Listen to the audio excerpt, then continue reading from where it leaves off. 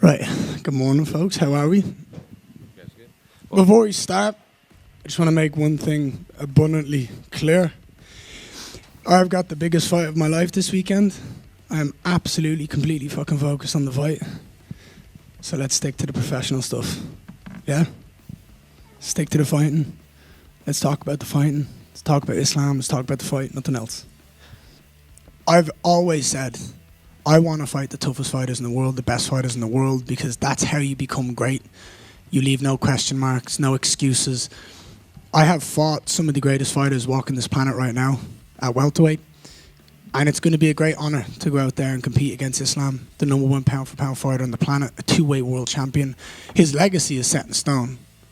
Do you know what I mean? He's done so much in this sport, but beating him, it's exactly the challenge I would want to become the champion of the world.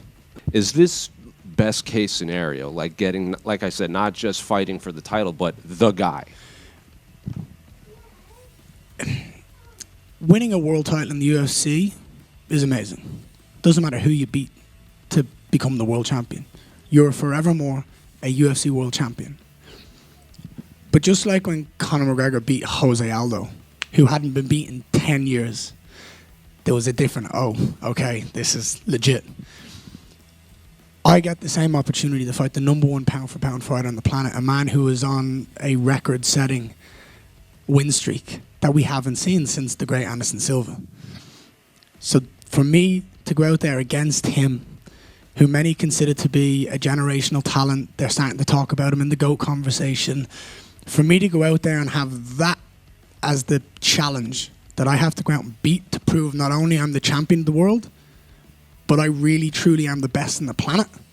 It's exactly what I want. Is he a guy that you think you'll have to beat twice, considering everything he's done? In the past, we've seen guys with these long win streaks, they lose and then they get the immediate rematch just based on their resume. Is Islam a guy you have to beat twice to finally put an end to it? I think let's focus on beating him once, and then we can focus on beating him twice. Does that make sense? But it all depends on the fashion. If I go out there and I scalp him in 2 minutes, do you want to see me fight him again straight away? Do you know what I mean? That's just the way it is.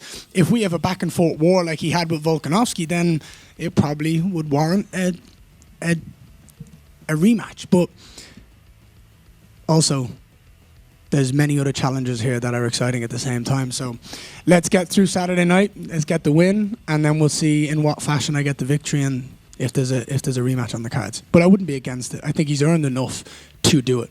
But let's get through Saturday night first. So how do you see the fight playing out in your mind? People are talking about it being an interesting fight, but the truth is it's such a black and white fight. He has to get me down. I have to keep it on the feet. However, it's the most elite of both of those worlds. He is unbelievably good when he grabs a hold of people, and I am unbelievably good at moving around on the feet and being the best striker in the world. So it's how do we get our games going to win the fight? Who's going to control the fight? Who's going to get the fight where they want it to be, keep it where they want it to be? Can he grab a hold of me, keep a hold of me, get me to the ground, hold me down? Can I stop him taking me down? Can I keep the movement? Can I keep hitting him, keep hurting him? And that's the fight. But I believe it's the most elite version of a striker versus a grappler that we've ever seen in the sport. I think it's the next generation of what MMA has turned into, because Islam is no slouch on the feet. Look at what he did to Jack Della Maddalena. Like, the guy can strike, but we don't talk about it because he's so good at the grappling. And for me, it's very simple. He is a phenomenal fighter in every facet of the game, as am I. And I think this is one of the most well-rounded fights we've ever seen in the UFC, full stop. Ian, you had a face-off with Islam last night on the Rocky steps and everything. Any takeaways from that? Does he look like a true welterweight now to you? And was that your first time ever seeing him in person?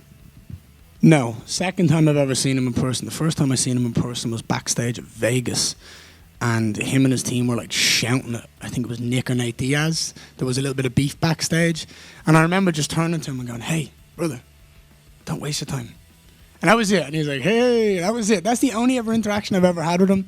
I don't even know if he remembers it, but it was just like, you don't need to waste your time, my friend. No, look, he's not going to be undersized when it comes to weight. There's not going to be any difference from a strength point of view. He's going to be strong. He's going to weigh the same as me. However, I physically couldn't make 155. So when we talk about natural welterweights, I'm bigger. I couldn't make the weight he used to make. So size-wise, people are talking about it online. It doesn't correlate for me the same way. I think it's more stylistically this fight is interesting than size. If anything, me being tall is better for him because there's more room for him to get under, to get to my leg. There's more leg to get. Do you know what I mean? So I just kind of felt like yesterday he didn't want to be there. He didn't want to be at the face-off. I sensed a little bit of like nervous energy from him, but those face-offs, they're fake. They're for social media. They're for Instagram. They're for obligations. They're not for us. The face-off that matters to me is Friday, when we've made weight, we've done all the hard work, we show up in front of the fans, and it's the last time we get to look at each other before we meet in the octagon. That's the one that matters to me. What about tomorrow? What are your expectations from the press conference? Are you like expecting to go back and forth with him, to be very respectful? I think Islam's a funny dude. I like his comments. I think he's got a great dry humor with the kind of the language barrier that he has. I think it's hilarious. It comes across great. Yeah, look, I have no problems with Islam. There's all respect from a competitive point of view. There always is. If he says anything that steps out of line in my book, then he's opening up a door for me to go in, and I don't want to do that. Does that make sense? There's too much negativity in this sport. There's too much of a bad energy at times. We always want to talk about someone in a negative light. Oh, this person said this. What do you think? Oh, he's this, he's that. Gone should be the days of negativity, and let's just speak about people in positive light. So I don't want that to go that way. I don't want any negativity. Let's focus on the fight.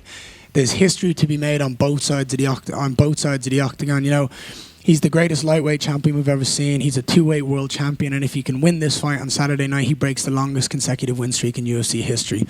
On my side, I'm trying to achieve the dream that I had as a 16-year-old kid from Dublin, Ireland, of becoming the UFC champion.